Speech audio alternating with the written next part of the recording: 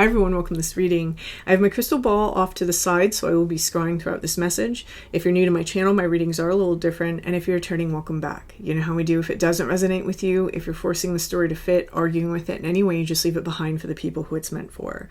So let's go ahead and let's begin. Okay. Taking a step aside.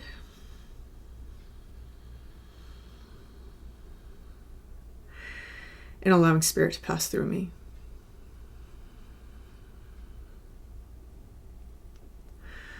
Opening up to receive information. Okay.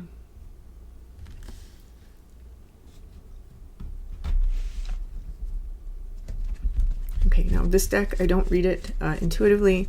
I will actually use the book because for me, the important part of this deck is the book. So let's see. Okay. Okay, I'm hearing weight on that. Okay.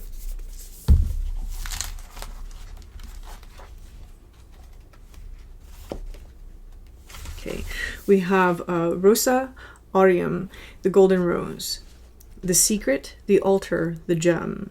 The rose has long been used as a symbolic image for the summation of alchemy. And I'm going to hold this up in case somebody else wants to see it. The outer petals representing the first 7 planets in operations, while the inner petals protect the revelations from unwelcome eyes. But what exactly resides at the center of the golden rose? Alchemy tells us it's a secret, and it is meant to be kept as such.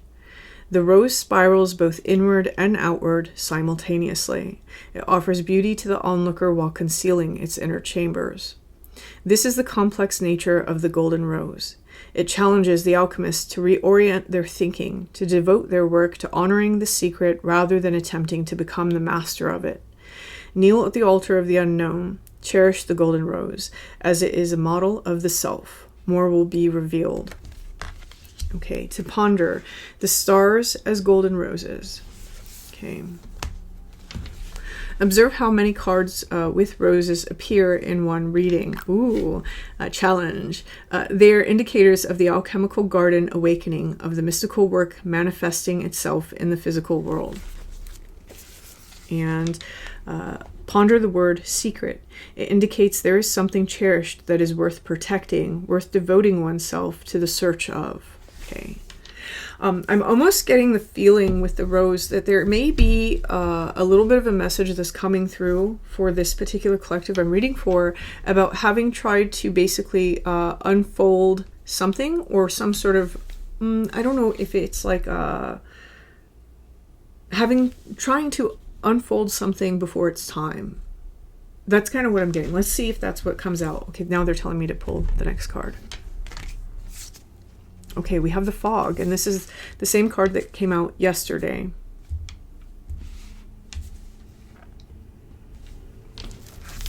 And I'm going to read this again for those of you who didn't watch yesterday's reading. If this reading does resonate with you, I definitely urge that you watch yesterday's. Okay, let's see.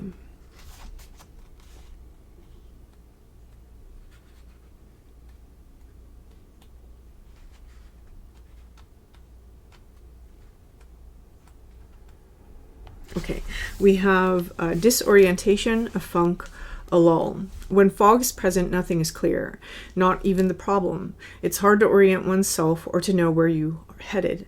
A distinctly damp mood blankens the laboratory. Fog can be surprisingly pleasant as a counter to drama, and therefore it can lull us to sleep for long periods of time. With its cooling nature, fog is a natural balm for the pain and trauma, yet the state cannot sustain us, for we long to see the horizon and our surroundings. There are 2 solutions. The first is heat. Think sweating, desire, confrontation, passion, creativity. If that's too edgy, the second and inevitable solution is time. As they say, the morning fog burns off by noon. The sun will be seen again. How much time you spend in the fog is yet to be determined. To ponder, cooling the mind. Okay, the automatic response of "I'm fine" is fog personified into speech. Notice when you're saying it, see if it's possible to allow a little color and clarity in. And the next one is, when the fog is thick, reach out to a dear friend or mentor. It's important to get oriented and to feel seen when you're within the alchemical stew. Okay, so So coming back to this idea of the 7 planets, right? And the 7 planets and this sort of unfolding of the rose, this is the process that all of us take, right? We're all under this sort of zodiacal wheel that's moving around us at all times. It's in our natal chart. It's happening, you know, every single second, every single moment of every single day. And those forces affect us. They affect us in conjunction with the stars that we were born with, right? Which is our blueprint. That's our code. And this is the unfolding that we're all experiencing. This is why on this channel, I'm constantly talking about the experiences of our life and how we're unfolding like that flower. What this flower is trying to do as it unfolds is it's trying to share this sort of precious metal that's taking place inside, right? That's actually at our core. Inside of like our energy system, we can find this in that solar plexus, or as I like to say, a little lower down, where it's we used to call it the soul star. This is our divine essence, right? Here, what we have is we have this unfolding process. Maybe it may be trying to help us out of this energy at this time, but some of us may be trying to fog over this process, right? So just be aware of which way it's landing for you. This fog seems to be one of the things that this process is trying to peel away from you at this time, and it's a process that can't be rushed. Right? If you're doing things to try to rush that process, if you're forcing certain things to happen in order to rush that unfolding, this is not necessarily how this secret within ourselves is attained. So it's not how that precious metal is found. Let's see. I also want to say that inside the book, with what they were talking about, it sounds a little bit, and I'm going to go back to it. I'm being told to go back to it. It sounds a little bit like a mirroring quality here. And let's see.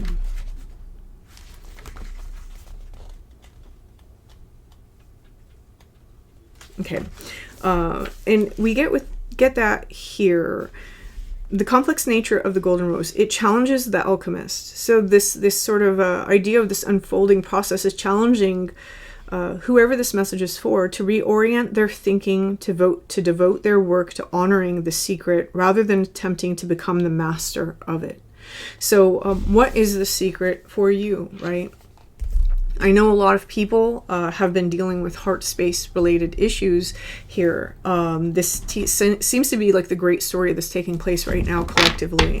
I've noticed a lot of readers who normally don't do love readings are doing love readings. I've noticed that even in my own readings, that topic of the heart space and love is what's coming out the most. Usually inside my readings, we're really focused on the solar plexus and that self-sovereignty.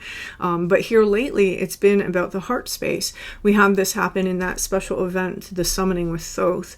This is what Thoth brought forward for everyone, not just through myself, but also through I Scribe with Steph, is it's this opening of this heart space. Remember that in Egyptian mythology, the god Thoth, he is the one that presides over the weighing of the heart, right? Is your heart lighter or heavier than the feather? This is about karma. This is about the density inside of our soul. How do we lighten that? And that's the entire process that's taking place here inside of the unfolding of the golden rose. Okay, this fog is something that is dense. It's a density that someone needs to remove from their life. How do we do that? We do that with this. The Singer of Courage. It takes a lot of courage to be able to remove this sort of protective layer in order to allow ourselves to experience the process, to experience the depth, the extremes, right? There may be a false fear that's present for somebody here that has been preventing them from experiencing that sort of courage. Oof, okay. And one of the things that is sitting underneath the golden rose, because this card is going here, is this. It's ecstasis. This is ecstasy, right? Notice the number on ecstasy is 2. This is connection. So it's through our connections that we can experience this energy of ecstasy or this energy of ultimate freedom. It's also through that energy that we can experience pain. And so this is why it takes courage to lift that fog and to allow this process to happen, because if we really get to the bottom of it, and we really get to the bottom of what this golden color is. When we look at the color gold, right, what are we talking about? We're talking about what's known as the spiritual heart. It's an energy center that sits above us, and it's more known this inside of esoteric circles than it is, for example, in popular books. But inside the spiritual heart, this is really where a person kind of ascends into that all-encompassing love. We have this followed up by Solace. Right? And Solus is this bright solar energy, but he doesn't necessarily even only represent the sun. He represents life force. And when we think of life force, we tend to just think of, like, the animation of bodies and things. What life force really represents is the creator of all things, right? It's that force that creates everything. I just heard, like, divine encompassment. All right. I'm being told to take a third. Okay, let's see. And we have this right now. This is sitting in the lower section, so this is lead.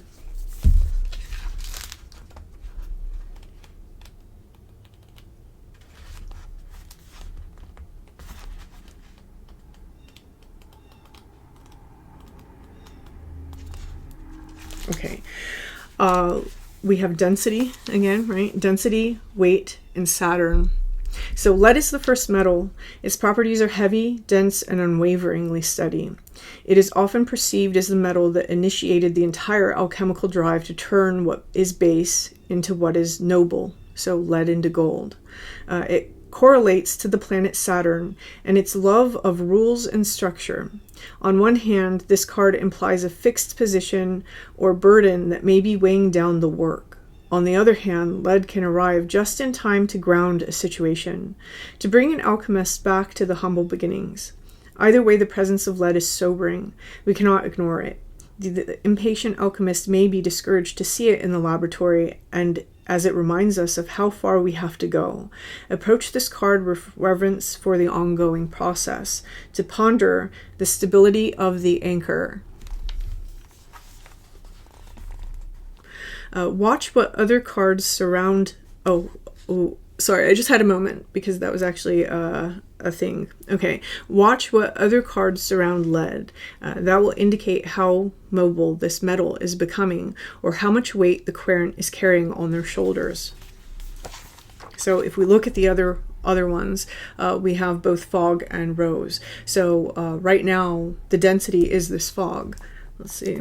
Lead was also known as the sleeping giant of alchemy. It is said to contain its own secret, right? Its own secret and solution. Ponder how you can awaken this intelligence. Oh, I like that.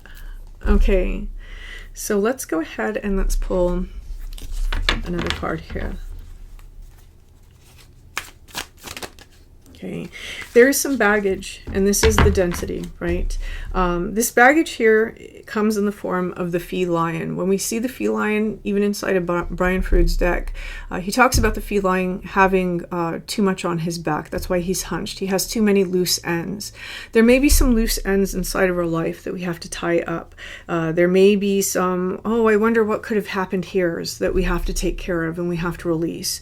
There seems to be something here that we're trying to uncover inside of ourselves that it's going to take quite a bit of courage to do so. And anytime we have these loose ends or these ties that are holding us back into the past, these usually represent an old version of ourselves. Sometimes they represent new versions of ourselves that we weren't prepared to step into.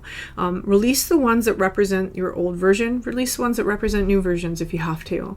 But it's important to kind of consolidate your own energy and not get too wrapped up in the future, not get too wrapped up in the past, but to be present in the current moment, just like that anchor that lead represents, right? To be anchored in the present moment.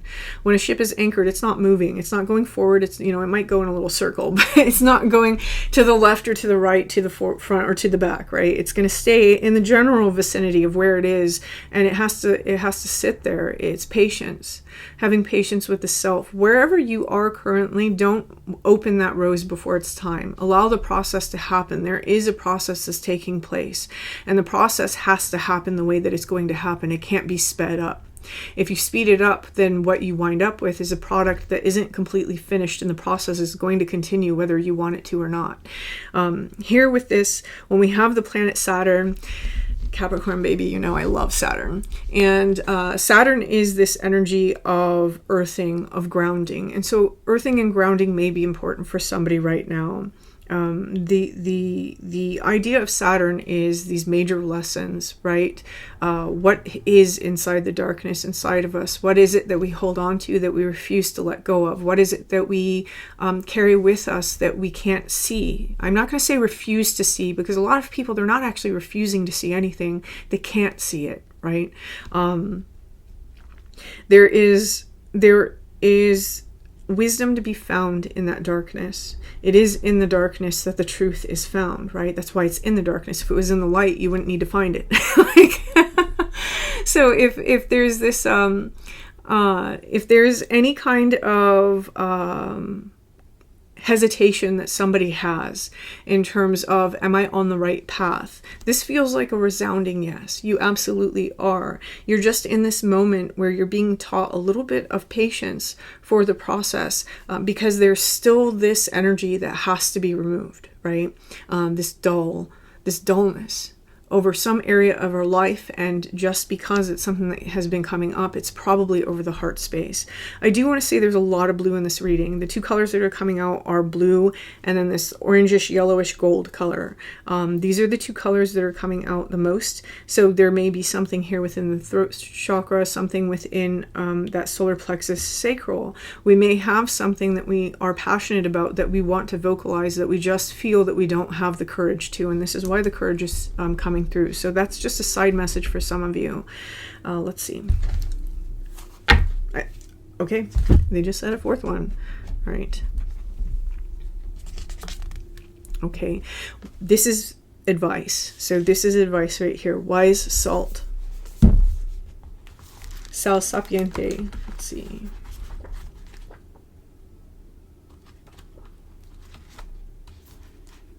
I had a friend that dated an alchemist, and he told me all about her setup, and very interesting. I think that would be so amazing, but unfortunately did not get far in chemistry. Okay, wise salt, wisdom, grit, and preservation. Right? So this is the advice. Wise salt is the sacred ingredient of preservation. In due time, with due experience, the alchemist slowly develops these granules of wisdom that can someday be passed to another. Salt retains, preserves, and absorbs. It brings complexity to flavors and grit to slippery roads. Such is the magic of sal sapiente. Someone who carries wise salt is immediately recognizable. Their words hold meaning. Their stories are deep and true. They have wisdom that cannot be attained by any other means than decades of pain and pleasure. You may experience wise salt through the elders of the community. When this card appears, know that everything you are going through will be of use down the line. Alchemically, you are being brined. Preserve what you can, let go of the rest, right? We just went through that. And lean heavily on your elders. To ponder the taste of tears. Think of a few people in your life who seem to carry wise salt. What is it about them that makes it so? Was their depth easily acquired? And then notice your interactions with salt today. Take an Epsom salt bath and use salt consciously in your meals. Bless and thank it for its qualities. Okay. Let's see. So really this is about pulling on the experience, right? Pulling on the experience that you've had over the years. There seems to also be something, because it is talking about elders and people, there may be something about a particular person that embodies this quality that can provide a solution. Not that they're answering your question or they're making this process happen faster. They may have advice to give. Whatever this process is, whether it's a spiritual process taking place in your life, or if this reflects a particular situation in your life, there may be somebody here who has advice concerning it. Let's see. Sometimes the advice is even to pick this, right? To pick developing this for yourself. Okay, I'm hearing the other deck. Okay. And final card, please. Okay. This came out in yesterday's reading. This is the same card. It's the heartless love. So this may be the fog that somebody is currently going through. This may cause us to have a little bit of this shapeshifter energy here. that can sometimes get our path. I don't know why that's how I'm feeling it. Is that how I'm feeling it? Yeah, our path into a little bit of a trouble. I don't know. I feel like that's what this is saying, is that we got ourselves into a little bit of trouble. I don't know. But anyway, there may be some advice concerning this energy that someone a little older than us, someone with a little bit more experience, they don't even necessarily have to be older, but maybe they have more life experience that they can actually give us concerning this. There is something here about integrating all the different colors, all the different flavors of life in order to have this experience. This is what someone has done. And so if you can recognize that there's someone that's kind of walked all the walks and they have that sort of knowledge, this might be a good person to consult about a particular problem inside of real life. And I heard one more, so here we go. Okay, they're telling me this deck. We have the Pendragon sword. There is some sort of clarity that is trying to come in, or there is some sort of separation that needs to take place, okay, with the Pendragon sword here. When we have this sword, I'm going to bring this over to like that sword in the stone analogy real fast, right? Since we are talking about Arthur Pendragon, there is some sort of truth that seems stuck, right? That's what that sword always represents to me. That sword can only be picked up by the true king, right? And it is magical. It automatically knows who can wield it. There may be some sort of truth, some sort of situation that isn't moving right now, right? We can't get to it. We can't see it. In some cases, we have to go through this process to be worthy of it. There's something about that here. We have to become the vibration that can actually subdue the sword, whatever the sword represents inside of your life. So whoever this message is for, I'm going to leave this here. And until next time.